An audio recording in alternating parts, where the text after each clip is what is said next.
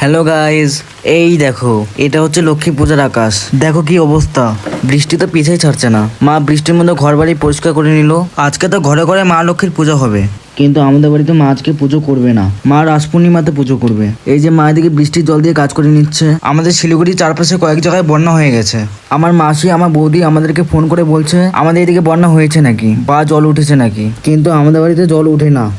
এই যে তোমাদের দেখাচ্ছে একটা জিনিস দেখো, এই যে আমাদের বাড়ির সামনে রাস্তা, এটা এদিক দিয়ে একটা সোজা রাস্তা চলে গেল, এই সাইড দিয়ে একটা রাস্তা চলে গেল, এটা নিচের দিকে যায়। ভিডিওতে বোঝা যাচ্ছে না অতটা, অনেকটা ঢালু এই জায়গাটা। রাস্তায় শেষ মাথায় যে বাড়িগুলো দেখছো ওগুলো, ওই বাড়িগুলোর ওই পাশে নদী আছে। অনেক যখন বৃষ্টি হয় তখন ওই বাড়িগুলোতে জল উঠে যায়। জল উঠলে আবার জলটা বেশিক্ষণ থাকে না, জলটা কিছুক্ষণ পরে আবার চলে যায়। আমাদের বাড়িটা যেখানে আছে ওখানে জল ওঠে না। দেখো এতটুকু ডিস্টেন্সের মধ্যে এই অবস্থা। যাদের বাড়িতে জল উঠেছে খুব খারাপ লাগে। এই যে দেখো এইদিকে এই যে লাকড়িগুলো আমি রেখেছি নারকেলের নাড়ুর ভিডিও বানানোর জন্য। এত বৃষ্টি হচ্ছে লাকড়িগুলো শুকাচ্ছেই না। এই দেখো লাকড়ির অবস্থা।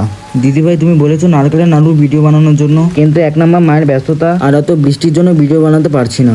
বাইরে উনানে ভিডিওটা বানালে ভিডিওটা সুন্দর হয়, আর আমার তো রিং লাইট নেই, তাই আমাদের রান্নাঘরে ভিডিওটা বানালে ভালো হয় না। লাকড়িগুলো একটু শুকালে আমি নারকেলের নাড়ুর ভিডিও বানাবো। যেহেতু মা গ্যাসে রান্না করে তাই লাকড়ি তুলে রাখে না, বৃষ্টি আসলে সব লাকড়ি ভিজে যায়। টাটা গাইস, পাশে থেকো।